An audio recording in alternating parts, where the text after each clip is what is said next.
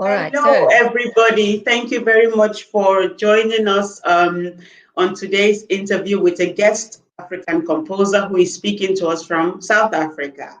If you join us live, we welcome you and we appreciate your presence. If you watch this later as a recorded interview, thank you very much for your interest as well. So, to our guest composer, first of all, thank you very much for joining us today. How are you doing? I'm actually a little bit, I'm fine, but a little bit tired. I've just been doing a rather intensive online course, but otherwise, just enjoying my life actually at the moment. Well done. Okay. Well, it's good to see you. Our first question is an invitation to you to introduce yourself. So tell us about yourself, please. All right, so thank you for this invitation. And I'm a composer resident in Johannesburg, about to relocate to the UK. I've lived in South Africa most of my life. I have traveled a little bit on the Achille Lauro. I worked many years ago in the 1990s, and I had the privilege of traveling a bit and studying in France years ago and living in London for a few months. Um, I have been a teacher for many years, a teacher, a lecturer, right through from pre-primary right through to tertiary level, actually, just depending on whatever came my way over the years. And when I was involved with the universities here doing my PhD in composition a few years ago, and before that, I was a pianist. I was a performing pianist. I've also had one foot in the light music industry or the lighter musics and film music industry. I worked as a producer in a studio, an arranger. So quite a wide variety. And also I was lucky enough years ago to have a little musical that I wrote. It was performed by the National Art School here. So I've built on those kind of experiences and have created other things and stories and characters, and now busy generating little games and other arts in service of community, sort of humanitarian projects. I'd say that sort of might sum it up a little bit, in between raising my son um, and enjoying the South African sunshine. Okay. Thank you very much for this introduction to yourself. Thank you. You said something about moving or planning to move to the UK. You're in the middle of that. Do you have a strong society group of composers in South Africa that you engage with, you formed relationships with? And how do you think your moving is going to affect those relationships? To tell you, here I've mostly been involved in education, and I think there is, of course, a film industry here in the Western Cape, but I'm looking for newer stimulation. And I have other circles of friends and connections in the UK. It just became possible for me to emigrate, actually, or not emigrate so much as relocate, because I will be backwards and forwards here. My son is still here. Um, Recently, because it became a matrilineal potential to have an ancestral visa to Britain. My grandmother was born in Britain in 1892. And my mother could never have applied for leave to live in the UK because it was patrilineal. So you could only do it through your father. You could only get the documents through your father.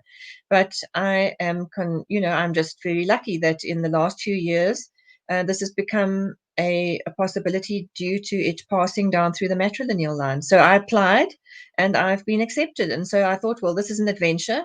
Let us go and have an adventure and see what happens. Okay, that's interesting. I'm sure your students are going to miss you though. And, I mean, you've taught, as you said, across different age groups, across different levels of study and education. What's the leaving going to be like? The actual, have you planned meetings, events? Are you going to go around from university to school, to primary school, to secondary school to say hello to people and bye?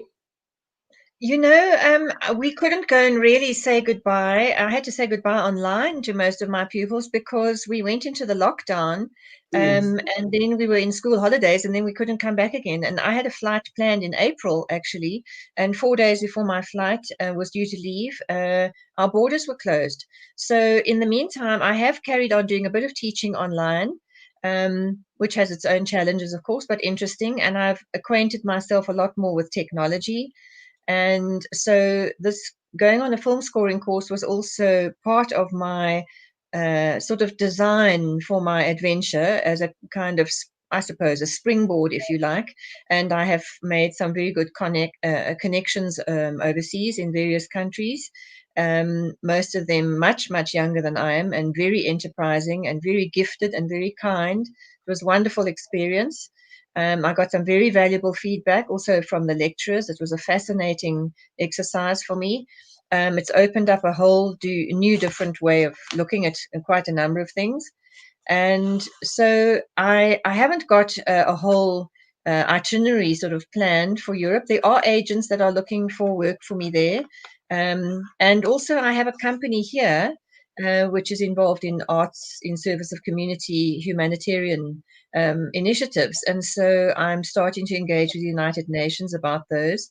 Some of them overlap right into the COVID-19 sort of sector because of the type of issues which have emerged as a result of the pandemic, and people being stuck at home, and people who were previously marginalized maybe being marginalized even more now than they were.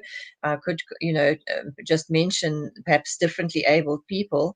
And so I've started quite a number of things that, or wheels are sort of turning in these kind of initiatives because they are service initiatives. So I have carried on developing those things prior to my leaving, but now I feel it's time to get on a plane and start things up at the other side. So I have no idea actually exactly what I'm going to. I will have to start knocking on doors when I get there. But I have been connected to a number of networks. I'm going to try and, look up the composiums and the various organizations where film music happens, or there will be festivals, of course, and one hopes that these will start up again. But the whole world has gone online, so it's not only me. There's a huge movement all over the place. People are looking at change. There's a kind of a reawakening. So I feel as if I'm somehow in harmony with the planet and its inhabitants, because they are all searching for slightly different things, maybe, than they would have before the pandemic. Okay, brilliant. We are going to talk about your film scoring, course, your online course, but we'll talk about that later. You talked about, and I think this is something I've picked up from you before, your interest in the needs and in supporting people that you refer to as differently abled. I watched a short video online yesterday talking about a famous musician. He's late now, Fela, very famous musician in Nigeria and famous in different parts of the world. And his son was talking about, I think his son was saying something about the importance of music, okay, when it comes to highlighting certain issues and basically making our world a better place. It could be your small world, the part of the world that you live in, your family, yourself, helping yourself, improve and personally get out of certain situations. I've noticed this is a line that runs across practically everything you do, this interest in helping people that you refer to as differently abled. Do you want to talk about that subject? Yes, with pleasure. I think it's partly the way that I was raised. I do remember even as a little girl, and look, I was very fortunate. I had firstly a secure home, and I went to a good school as a little girl. We were very shut off from other communities in South Africa because of the apartheid regime. But as a little child, one was not really aware of all of those things. But my mother made me aware in some ways, because if I won a little prize at school or from a music Eisteddfod or something, then she would probably buy me a little gift to recognize that. But she would also take me to the local Nazareth home, a Nazareth house home for children who perhaps didn't come from privileged backgrounds or from secure homes. And she made me aware of that. And so she allowed me to then buy little toys or something that I felt those children would like, because they didn't have mothers or fathers or people to help them in life and to give them something nice. And so she would let me go and do some little shopping for whatever I felt they might like. And then she would take me to Nazareth homes and we would play with the children. And that was lovely for me because my sisters were much older than me. And so they were often out of the house or had gone to school already. And so I was a little bit of a lonesome person. And then it was lovely. So I would engage with those children for a little while and give them something, and then life would move on. And so I'd never forgot that, actually. And I think I developed a sort of sensitivity towards people that were excluded or were left out. And that might also have been because I had Asperger's syndrome. And I didn't know that. And I'm sure nobody really knew these kind of things. And I don't regard it as a handicap in any way. In some ways, it's actually also part of privilege. So because I was musical, for instance, so gifted in certain ways. And so, but I was left out quite a lot at school. I didn't really have a sense of being belonging as I would have liked to, because I was just different from other children, and children tend to tease or bully children that are a bit different. So I had some of those experiences, but I'm not unique in that. But I did become aware that some people are often on the outskirts, and maybe they're not gifted, and maybe they don't win prizes. And so my heart went out to them.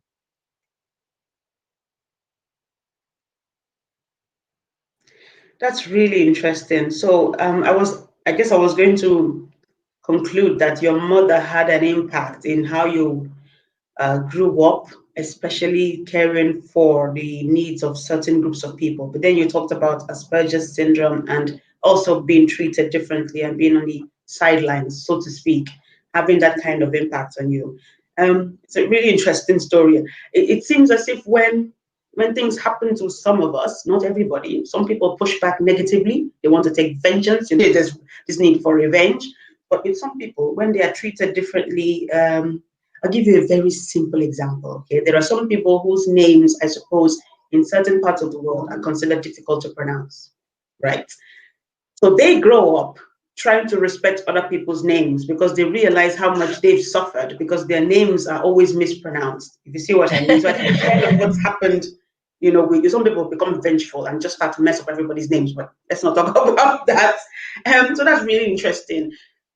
I don't remember the name of the actress, but I think you did write a work around the story of an actress who became disabled. That's right. A contemporary of mine, and she had a terrible fall at our State Theatre here in Pretoria. In 1989, she was part of a cast for Camelot, which is a musical. And I've always been crazy about musicals. I always loved them. I know it's not normal for people to be walking around on the stage and suddenly burst into song, but there's something rather nice about it as well. And it happens in opera. So I just got caught up in the fantasy of Camelot, which is quite a profound story in a way. It's an old symbolic story of self individuation and taking back your own power. And if ever there was a person who took back her own power, it is this actress Gaynor Young. And I always admired her for that because she fell on her head. 18 meters onto concrete is no joke. And she was damaged physically and mentally, and she was in a coma for 3 weeks. They thought she would die. The doctor basically gave up on her and advised her mother to put her in an institution and forget about her. And her mother was a nurse and refused to do that. So her family stood by her, and they fought for compensation for something like 8 years, because in those days we didn't have workman's compensation here even. And there were no safety rails on the side of the stage. And she had stepped the wrong way in the dark. That's all that happened. At the interval in this production, she got confused in the dark and stepped the wrong way. And she can't remember the details, obviously, because she has suffered so physically from this. But she overcame this and has become a motivational speaker and she's also an inspirational writer. And she even did a little show on stage a few years after the accident, and she wrote a book called My Plunge to Fame. She was arguably at the sort of just about to peak in her career. She was a Shakespearean actress, and she had done some marvelous work and was a very beautiful woman. And instead of just sort of disappearing into a hole in the ground, she became this powerhouse, and she has got quite a lot of recognition in South Africa. And she's a mentor to people. Her mother, of course, also a marvelous person, has carried her through a lot of this, and her family, her father and her siblings. But because she was so iconic, and a woman of such great courage, I celebrated her in my little opera called Lost in a Bluebell Wood. And at the moment, we're trying to make a recording online from singers from various parts of the world who have offered their skills and are doing this as volunteers. And there's an artist in Britain that I'm collaborating with. And now the UN is also showing an interest in this, because they might be able to use it as a video to raise awareness of other people who to help them, because most people who have disabilities or huge physical or mental difficulties in life are not celebrated, and they don't really, they get marginalized. They're not recognized, and they already have a life of difficulty. So this is also to encourage them and to help people to understand some of the problems and the challenges they face. Okay. That's really, it's such a touching story, and well done for the work that you do, especially working with people. I believe, and when we talked before, we chatted on Facebook, you talked about working with people across 3 different continents. That must be really interesting. What has the experience been like for you? It's an ongoing process, and I don't know what the result will be, but I think that there are many people out there that are looking for something to engage in that has meaning, especially since they've been separated from other people and been in their own little flat. And it's a learning curve for those people as well, because maybe they were all involved in the music and sound world, and now suddenly they've got to do a little framing of themselves in the picture, or attend to some kind of technical digital issue on their phone or their camera. And now there's no pianist and no repetiteur to work with. Most opera singers would work with a repetiteur, although of course they are musicians and they can read music and figure out the score.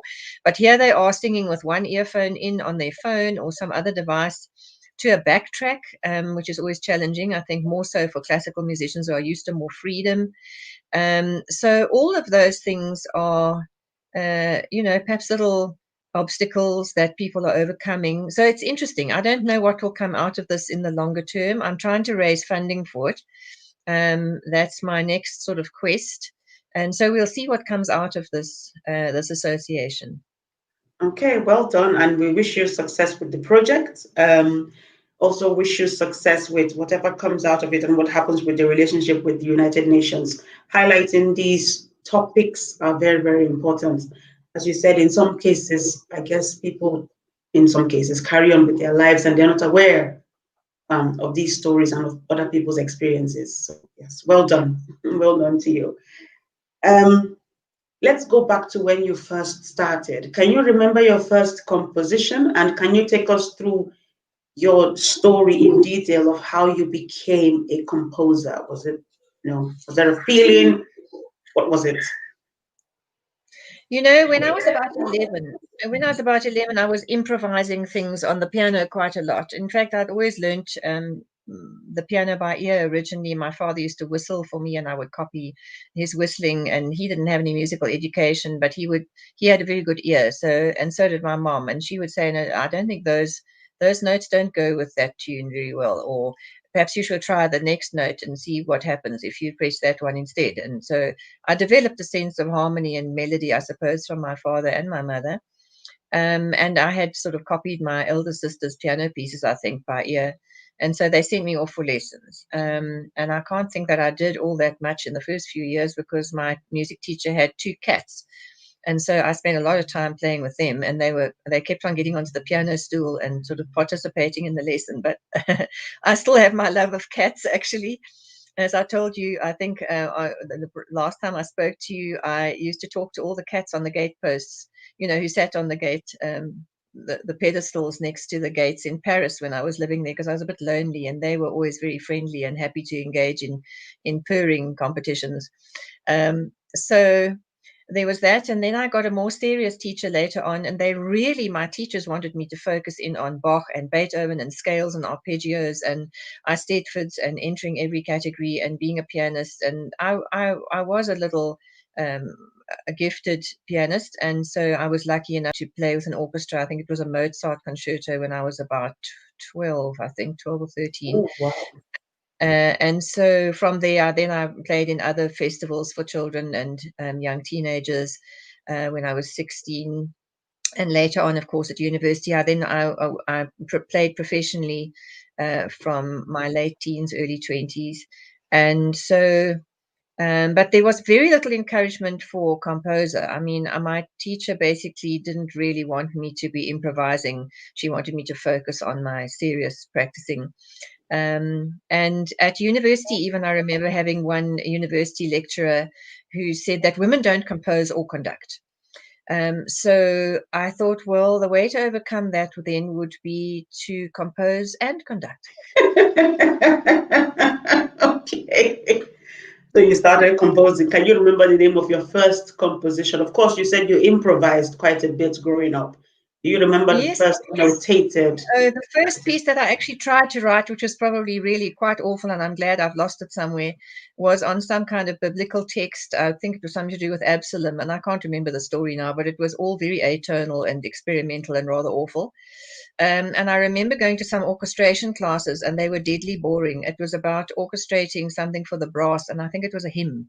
And as much as I didn't mind hymns particularly, and I played in a lot of different churches because they needed pianists or organists, I didn't find that class very interesting. So I then kind of taught myself how to do arranging later on when I went to the light music industry. And so I was just writing songs. Oh, when I lived in Paris, I did try composing because it was a very cheap way of entertaining myself. And because I didn't have much money, it was in 1984 and hanging over into 1985.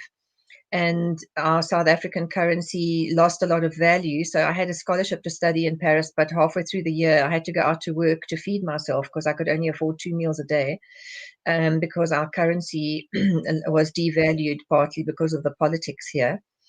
And but it was a very interesting experience. And I think some of those works, I even tried to write French texts and hang them on French text because I find it very helpful to have a text to give structure to music, and because text quite often has different nuances in the inflection patterns, and French is particularly strong in that area and is a very kind of musical language.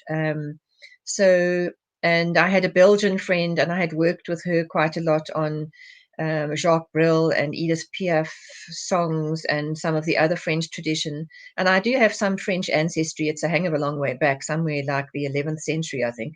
And when my family then packed up and fled off to Britain to get away from, I presume, some kind of religious persecution. I think they were Protestants, and so they were having a bit of a hard time with the Catholics at the time, and so they fled off to Britain. So I have French roots, and I think the French music influenced me in some of my first compositions. But I think the one that stands out for me at that stage was as a result of reading a book called Seeing Green by Jonathan Porritt, who started Friends of the Earth. And I became fascinated with the green movement, which was kind of quite young in those days. And I think we were all regarded as rather lunatic tree huggers. I think I'm still a tree hugger, quite unashamedly now. And trees have given me great strength. My father, funnily enough, also had later on in his life he belonged to the Tree Society, which is called the Dendrological Society, and they know all the Latin names of trees. I haven't gone to that extreme, I have to say. I have no idea what the Latin names are. But I wrote a lament for the heart of the earth in 1984 to 1985, because I think partly because I was so lonely in Paris. So it was an expression of my own isolation, but also a sense that the earth was crying out for connection. And human beings were perhaps even crying out. Maybe I wasn't so aware of other people at that stage, but certainly it was an isolating experience to be in a country where I hardly knew the language. But yet was so beautiful. So there was a kind of association for me with between beauty and pain. And in fact, I think I still carry that a little bit. And Lost in the Bluebell Wood also has some of that theme, the mysterious connection between awareness of beauty, awe, and pain. Okay, that's interesting. You have quite a varied background. Spent some time in the United Kingdom, relocating to the United Kingdom, spent quite a few decades in South Africa. And I guess it's easy to say, well, you must be influenced by all of these and by different things in different parts of the world. But I guess I'll still pose the question to you. What are your, excuse me, what are your influences? Is it mainly the suffering of the earth, the suffering of particular groups of people? What are the influences? What influences your music? Just the sound of a different place is extraordinary. I think I'm interested in how things sound because of the language of sound and the language of communication, and that spills over into gesture and into art, because art is then the visual representation perhaps of different thoughts and feelings and symbols and poetry. And so there's a whole web of things going on here. And but as a child, I think the only real sort of exposure I would have had to indigenous music would have been through the helper that my mother had, who was then my nanny when I was a little girl, and her little girl. And so her little girl and I also used to play together. She was quite a bit younger than me. I think her name was Monica, the little girl. She was a sweet little thing. And there are photographs of us all playing together, and so she would have listened to the radio, and I would have heard her indigenous music background perhaps on the radio a little bit. So I then would have crept into my consciousness that way without my even realizing it. The only exposure that I can remember, which would have been specifically indigenous, was on holiday. And that was when we went up into the mountains. And so we became a little bit closer to some of the indigenous communities and then their rituals, and maybe a wedding or Okay, I'm not following. What do you mean by indigenous music? Sorry. You can well, explain that for the South Africa has many indigenous musics from various cultures who have been living here for whatever decades, centuries. The indigenous music from the rural people, from different tribal areas. Music is different. They have different instruments. There's different singing. There are different languages. I think we have something like 11 national languages here. And two of them have got European roots, and that's English, and then Afrikaans is partly an indigenous language, but it's also a mixture of languages such as Dutch and a bit of German, and also from the Far East because of slaves that were brought here under the Dutch East India Company.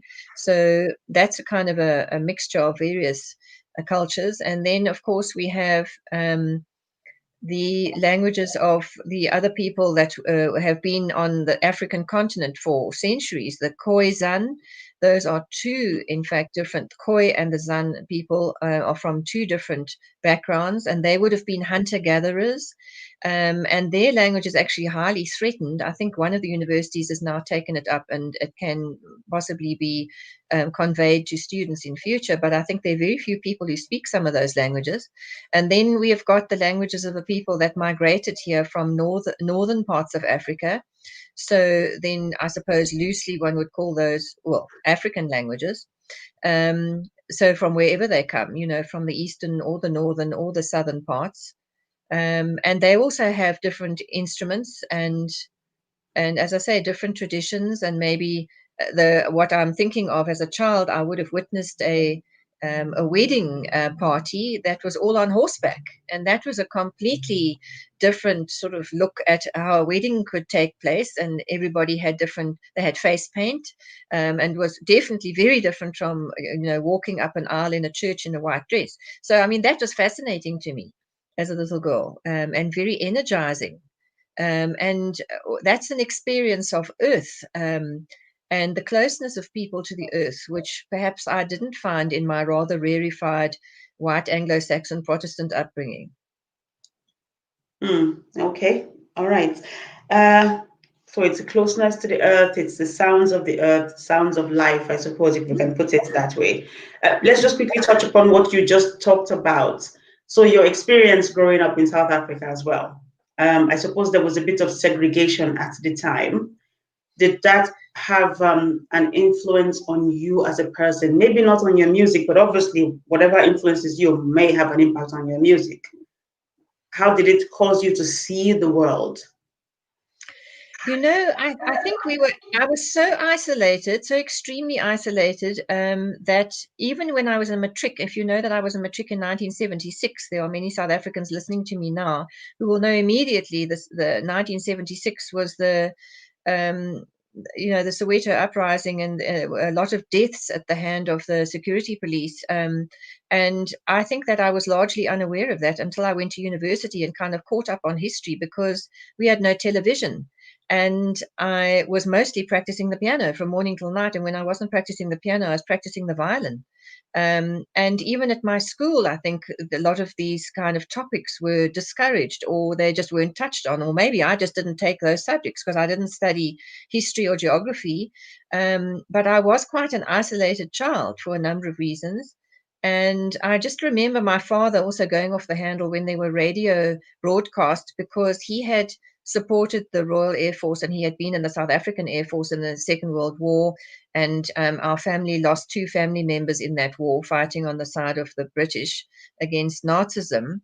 And so, but there were other currents here who were supporting Nazism. And so they would have sabotaged the Royal Air Force planes or the South African planes. And so my father was very furious about that. And some of those became leaders under the apartheid government. And so I remember that he was definitely very hot about some of those issues. But by the same token, he had grown up on a farm, and I'm sure that he had certain prejudices because of working amongst the peasants on the farm. And so there was this kind of rather, I would say, dislocated reality for me, that a lot of things didn't match up. So when I did go to university and became exposed to a lot of other things and other students, even then it was a bit like it was some of it was a bit unreal. I couldn't really understand how it was that all these discrepancies had taken place. And I remember having quite strong arguments with my father, who was very horrified that 2 teenagers had hijacked a bakkie, and then I think they killed the farmer and dumped his body overboard or something in the Eastern Cape, or I don't know whether they killed him completely, but it was actually a terrible incident. And I remember saying to my father, but yes, I understand that that was a terrible thing to do, but those children didn't have a childhood like mine. They grew up on the street. So how are they supposed to know the difference between right and wrong? And you never know what did he do to them before then. Or maybe they were just being teenagers doing something ridiculous and terrible. But I remember having an argument with him about this, that there was this huge discrepancy and all these different realities all going on inside this melting pot of South Africa, but mostly we were, I would say, in my case anyway, separated from the ground reality. And yet on the other side, my father had this huge compassion because I remember 2 doors away from us, there was a man who worked in the garden, and somehow he had been shot by somebody else in the area, also a worker. And my father called the ambulance and to come and take care of this man because he noticed what was happening. And the owners of that house were either away or he'd gone to there for help and he collapsed. And my dad went every 15 minutes to check on this man because the ambulance was so late. I remember him being on the phone several times and saying, when are you coming? When are you coming? This man is dying. So many of these things are kind of conflicting for a child. You're not quite sure how to make any sense out of this. But eventually, I suppose that my sense of bringing things together culminated in a work that I wrote over many years, which was then performed in 2016, which was an attempt to discuss the journey I had to take to transform from exclusivity to inclusivity. And it was a long journey, and it was a spiritual journey, I would say, of trying to overcome certain illusions in myself and certain discrepancies in my own attitude. and to change the way I looked at things and to become more inclusive generally. And so the work does that, and it celebrates our diversity, and it had made an attempt musically to bring these kind of aspects together, not only by featuring people from different racial groups and backgrounds and religions within the work, but also discussing within the work the process of transformation and forgiveness and acceptance. All right, that's really interesting. There's quite a lot that you've talked about there, taking us through history, your own personal history up to today. And can you tell us the name of the work that was performed, the one you wrote? Yes. The Requiem for the Living. And the reason why I wrote the Requiem for the Living, I mean, actually, I was invited to go to the university and use The Rainbow's Child, which is my children's eco-fantasy, as one of the works in a PhD portfolio. And we had not succeeded in making a successful recording of that, although there was a performance of it in 2001, partly because the sound engineer, didn't listen to my advice, and she didn't take a lead out of the pit. So there was no recording of the instruments. I don't know whether she forgot to plug them in or whether she was just having a bad day or whatever. So I had no cast recording, and I was very down about that. And then my mentor at the time said, okay, but now let's come and write a PhD. And what else are you going to use in your portfolio? You can use this work that you've just done, make it count for something. And what else are you going to do? And I said, I actually feel so miserable about this. I'm going to write a requiem. And a requiem is a mass for the dead. And I discussed this with my mom, and she said, sometimes things go wrong in life and you must try and turn them around. So how would you turn this around then? So I said, well, okay, I will write a requiem for the living then, who are the survivors after the devastation of something. And so that's why I started on the direction. And at the time, the AIDS orphans were featured a lot in the media here. And I had a dream one night, or a sort of a semi-sleeping sort of experience, whereby I felt that thousands of children were calling out for help.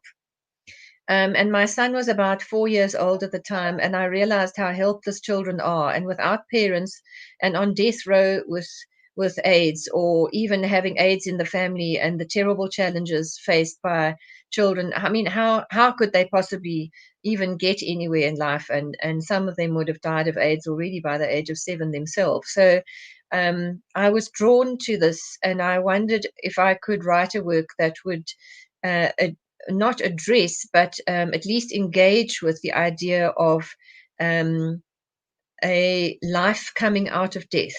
And I mean, that's the topic of many religions, I suppose, or it is at least a thread that runs through some religions, of overcoming death with a rebirth. And it's in nature as well, of course, when a seed falls into the ground and theoretically sort of dies in winter, and then it comes to new life in spring and flowers in summer and then has fruit. So I took the Requiem for the Living, the traditional prayers, and I selected one or two of them, but I also wrote some of my own texts to sort of carve a new trajectory of going to the bottom and then coming back up to the top, if you like, because once one is at the bottom, there is only one direction to go in, and that's up.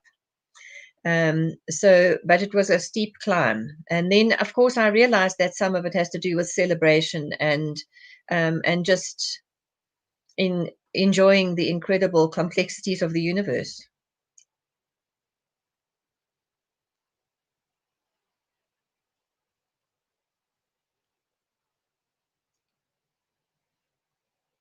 Sorry, thank you very much. Sorry, I lost you there for a second. Thank you very much. The Requiem for the Living is described on the website as an exercise in compassion. You do quite a lot to talk about the stories of people who are experiencing one kind of suffering or another, or who, as you say, are differently abled, I think is how you've put it. What kind of toll does it take on you, though? I mean, you've done this for such a long time, decades now. Does it have any kind of impact on you? Do you think sometimes, oh, I really should write something bouncy and happy and spend the next 10 years bouncy music? I do write things that are bouncy and happy as well. Believe me, it's not only the focus. It just seems that our conversations have gone in that direction. Of course, I've written stuff that's very bouncy and celebratory and happy as well. In fact, quite often as a result of these journeys, that's exactly where the culmination arrives. As if there's a kind of journey and there's a natural profile to it, and that is maybe, I won't say the only outcome, but certainly my works don't end in violent tragedy, most of them. So it's more a case of a working out of these issues, and it has been a healing experience for me too. And it has taught me all kinds of communication skills that otherwise maybe I would not have had. And it has taught me to reach out and connect with people. And so that's been incredibly valuable to me, not only as a composer, just as a human being. All right. And which of your compositions are you most proud of? Well, there's actually a nice little song that I wrote, but it's a kind of a jazzy song, and I'm kind of happy with that. It's called Be Kind to Yourself, Enjoy the View, funnily enough. And so maybe that's also part of my learning, is that I had to learn to be a little bit kinder to myself and not be intensely self-critical, and to also look on the hopeful side of life. So I don't think I've written my best work yet. I think maybe that might, I keep on hoping that might be still to come. We cannot tell what will come in life, but I'm prepared to at least make the effort to look at life in a different way, and start off on a new adventure at my stage of life. So maybe the best is yet to come. Okay, that's really interesting, and that takes us nicely into the next topic of conversation. You said you don't think you've written your best work yet. You are described online in different places as an experienced musical director, a composer, a conductor, a music critic, and a performer. So you have all of these experiences, all of these skills, and yet you are somebody who is still learning. So let's talk about the course you did recently, which you recently completed. It's a course at the International Film Scoring Academy of Europe. Please take us through the story. I mean, somebody so experienced, so accomplished is still learning. Take us through that story, please. Well, there are many areas in my life which still require a lot of input. And so I thought it would also help to kickstart my better understanding of some of the digital technical side that has to go into writing for film or writing in any genre now, actually, because this is required for games as well. And I had started to develop a little game along the Rainbow's Child theme.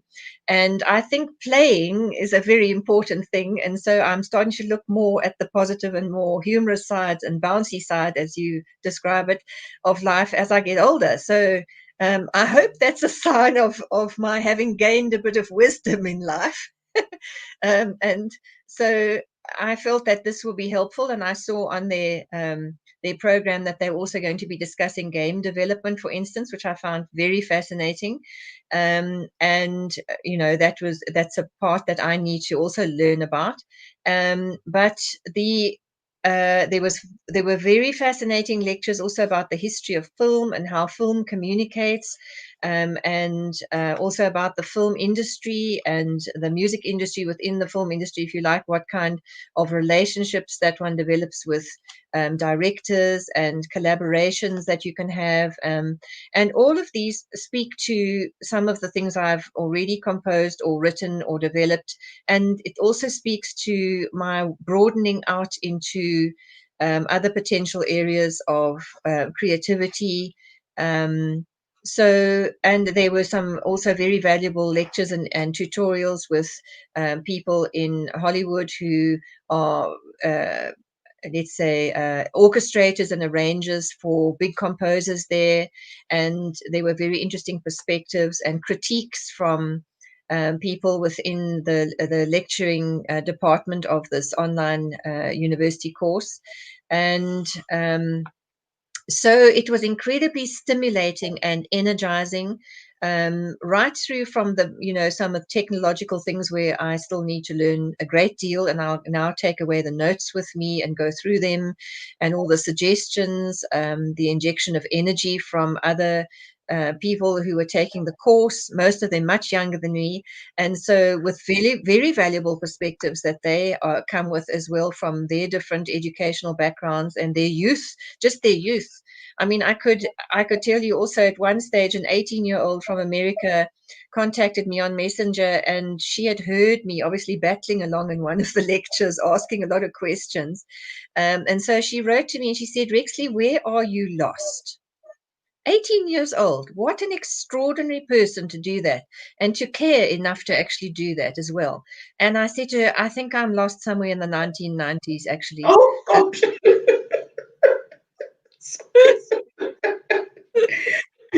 Okay. And she was very understanding, and she also looked at some of my work, and she was working in some of the same programs that I was working in, and we were trying to actually figure out why I couldn't do certain things. And since the Film Scoring Academy, I've spoken to somebody else in the UK who's got a lot of experience in working in the same programs. The notational packages and what is called a digital audio workstation, which is a way of recording your music, and with digital means and digital tools. And so I've now discovered that probably some of the issues I had were to do with the engraving rules, because I was working on PC and also on Apple Mac, and they don't actually talk to one another easily. And so you have to know these intricacies. Anyway, so I set myself a whole lot of obstacles, if you like, and then I set my mind to trying to overcome the ones that I could, and perhaps let go some of the ones that I can't. It's like a very rich cake. I feel as if I've taken in this enormous fruit cake, and now I need a while to digest it. And my son is also, funnily enough, very supportive and interested in all of this. And I say funnily enough because one wouldn't necessarily expect that from somebody studying chiropractic, but he's watched a lot of movies, and he also listens to a lot of analysis by other interviewers about the music of directors and the music of composers who write for film. And he's been listening into this for years because he has an interest in music. And so he's actually also helping to direct some of my energies here and say, Mom, look at this director and look at that one. And you'd get along well with this person because they've also got a background in symbology, and they like Jung and the writing of Jung, and Joseph Campbell, who was a great writer about mythology and the symbology in mythology of different cultures and all over the world. So it's been a very enriching experience.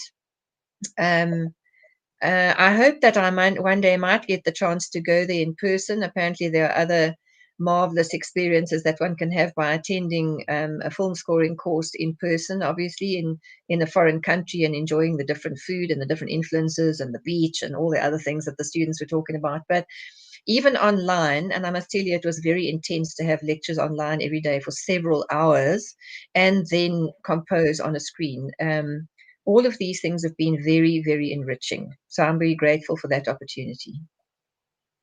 Well done. And once again, congratulations, on finishing this course, and I guess teaching our audience, people around the world, people like me as well, how you must keep going, how you cannot get to a point and say, yes, I've accomplished it all, I've learned everything there is to learn. So well done. And I look forward to hearing some of your music that you've written for films and writing for games. Absolutely. A very, very important field right now.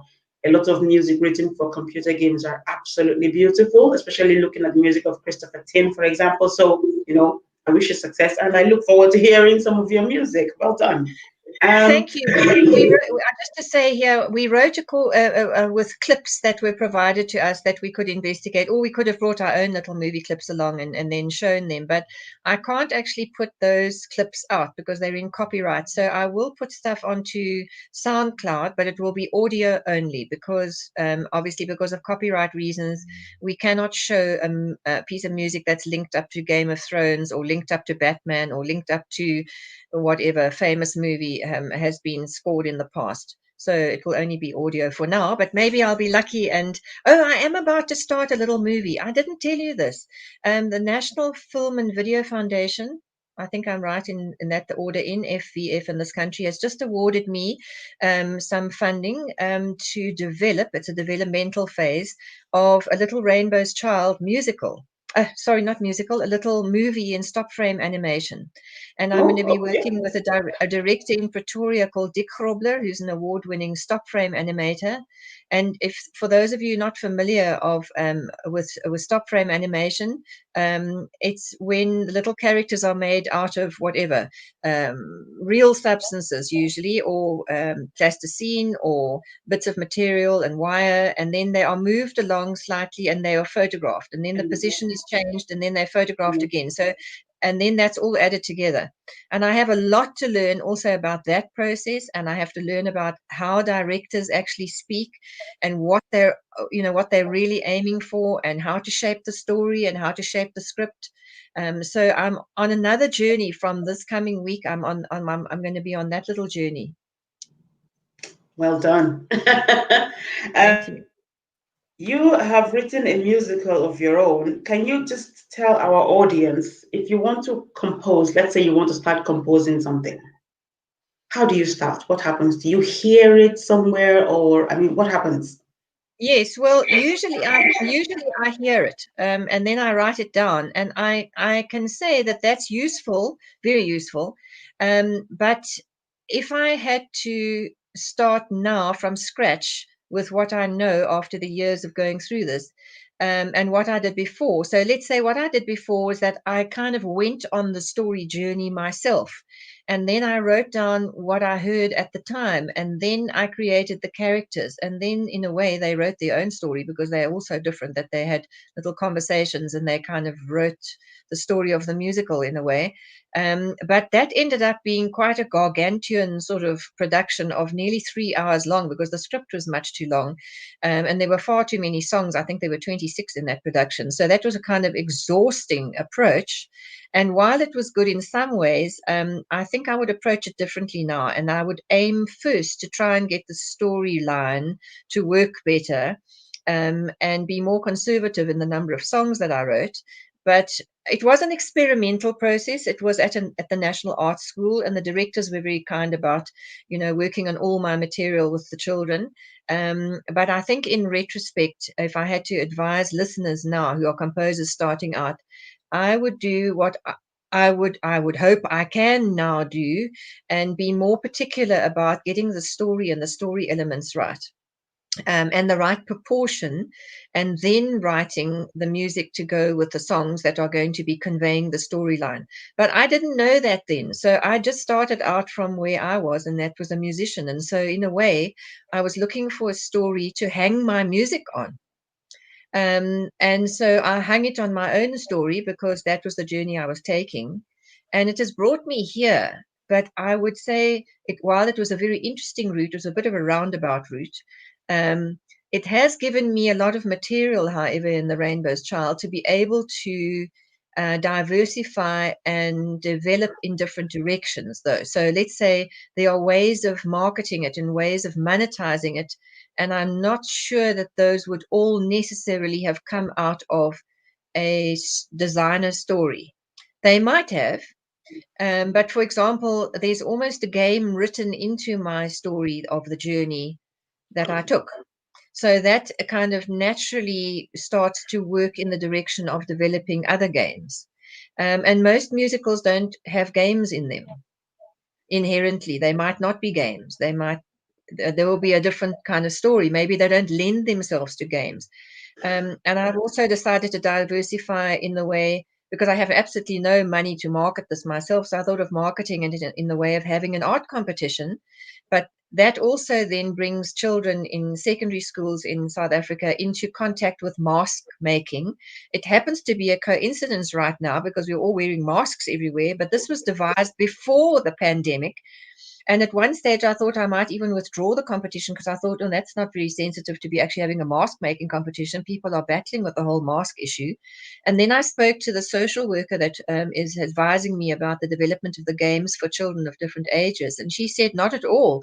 The whole idea of having a mask competition right now, mask making, might be very therapeutic for the children and for their communities. And it's going to be made out of mostly recycled objects and recycled materials. So it's very available to most children at secondary school level. And I've been very lucky that one of the cell phone companies has become interested in this, and they will donate the prizes. In fact, I'm sure I can mention them. It's MTN, and they have an art foundation. So they took an interest in the Rainbow's Child, and when they heard I wanted to do a little competition, they said, yes, of course, and we'll support you a little bit on this by providing prizes. And now it's kind of developing a little bit. And also they have schools that they help with data and with devices. And so those schools will be allowed to enter free of charge, obviously, because they are already under-resourced schools. So we'll be encouraging children from those schools to participate. And in that way, I'm hoping to reach not only the children so they can enter the competition, but to perhaps provide a kind of unifying concept of saving the planet, of helping the earth, of helping one another, of connecting with one another. So the themes of the Rainbow's Child are going out there because of the journey that it took. And so if you had to talk to composers today and say, how would you go about writing a stage musical? Well, maybe now I might say to them, rather do your research first, unless you're planning to take a whole lifetime to make this journey. If you want to get there a little quicker, perhaps do more research earlier in the process into what do stage musicals do? How do they function? How do they work? What kind of stories do they have? I don't know, um, on the other hand, if somebody's going on a unique journey, maybe they end up with a unique product. So who am I to say what journey you should follow? It's yours. Make it yours and don't give up. I think that would be the main thing I would say. Don't give up. Brilliant. Thank you very much.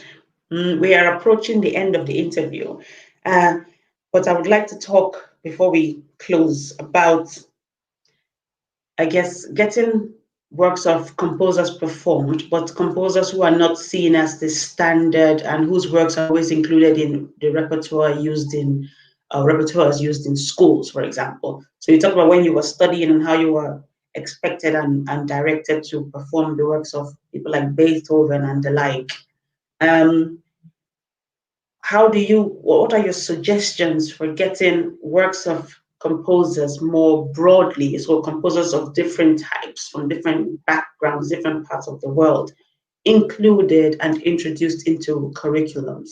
Do you think those who have set the curriculums that are now seen as standard, the ones everybody must meet, the international standard, do you think they have used the best standards and that's why what all students have to conform to today exists? Or do you think these are modified to include more people? There's no harm, I think, in trying to work through the materials of the past. I think this is part of research. And not only that, what you're really aiming at is not so that you would necessarily become a Beethoven piano soloist. It's actually you are aiming at self-mastery. And if you look at the examples of the past, wherever they come from, and you are applying yourself to learning those skills, and then looking at them and going through the analytical processes as well, while you start out with your own creative processes. Remember that these traditions are for centuries, they've been going on, and so there's always something to engage with, and you in fact, you're not alone. What is marvelous is that you are part of a great fraternity, or and I mean fraternity, including women, that goes back several centuries, of other creators, whether they were nuns in nunneries or monks in somewhere else doing church music, or whether they were in some kind of royal court and they were expected to write something for the entertainment or for weddings or whatever it was, and or whether you come from a different background altogether, and you're rural and you didn't have exposure to those things, but you certainly have exposure to the traditions of your own communities. And people also have weddings and funerals in any community anywhere in the world. So look for those human elements, and also connect with the other musicians in your area or your school, and do your own thing. I mean, if your instrument is is some kind of flute that you've made yourself, or whether it's a silver flute that you've bought from a catalog, and it's been delivered to you, you have got your own inspiration, and you need to connect with other musicians, though. Don't work in isolation. I would say that's one of the main things, is find out also what is your community doing this week. Are they having a concert somewhere? Try and get onto the program. And also, we have all these marvelous digital applications now. You can, most people have got some kind of phone, and even if they can't record a brilliant video, you can put yourself on YouTube. You can put yourself on Facebook. These are amazing mechanisms that we didn't have. So, or otherwise, as I've said to you, I think on my previous interview with you, jump in front of a tourist and ask them to take your photograph. Get known somewhere. You have all these potentials now that actually we didn't have. I remember feeling very cut off actually before I went overseas the first time as a student. I remember we were actually quite isolated. And you had to write letters by hand. I'm still doing that to some people because I think it's a nice thing to do. But you had waited weeks before you got a reply, and you were not suddenly recognized because your photograph was out on Facebook. Whereas now you have all these opportunities, so make use of them. Okay. One very last quick question before we talk about take any advice from you. Just very briefly, if you don't mind. There's a photograph behind you, and there's a story behind how you met the artist. Can you just take us, if you don't mind, very briefly through that story? Well, this is one of those extraordinary things whereby you meet a little person and you have a little cup of tea with them, and then you find out that they are great and famous, but they never said a word. And this was an artist who unfortunately died in December, and a great friend of mine in her 90s, Hanneke van der Walt, who was an abstract artist, and yet she was also a little granny who came to my church, and we would talk about our children, and we were friends. And then she was missing one day, and I was a bit concerned about why she wasn't there. And they said she had gone to South America to receive an award from the Academy of Arts in Brazil, for her incredible abstract artwork. And then I discovered that she had 70-year a whole history of producing artwork since 1943. And at her exhibition in 2013, I was privileged to stage a tiny little ballet that I wrote about her little romance that she told me about with her husband when they met and how they actually came together. So I wrote it into a little ballet. So I think all around you, the tools are at hand. Your life experiences, the person next door, the woman who's making necklaces down the road, whatever they are, write your own stories. It starts with story. It starts with communication. It starts with connection. And the music will come. You will hear it in your mind. Even if you're tapping your foot, perhaps you sell shoes. You're tapping your foot. Your melody will come. Your rhythm will come. I think we will end with the interview at this point because you've basically given us, the advice I was going to ask you for at the end of the interview. Thank you very much. That's really, really welcome advice. Thank you for a brilliant conversation today. Thank you for your patience, your understanding. Thank you for your time. It's been brilliant talking to you. Thank you to anybody who joined us live, who watched the interview. Thank you to those who will watch this later as a recorded interview. Our guest for today is speaking to us from South Africa. She's soon to relocate to the United Kingdom, but currently speaking to us from South Africa. It was really brilliant talking to you today. We wish you success going forward. You have obviously started on different projects. We wish you success with all of them, and look forward to hearing more about what you are doing and more of your successes. Thank you very much for the opportunity. It was lovely to meet you, and I hope I have a chance to meet you in person when I'm there. I'll contact you. Brilliant. Thank you very much. Enjoy the rest of your day, Rexleigh. You too. Love to everyone. Bye-bye.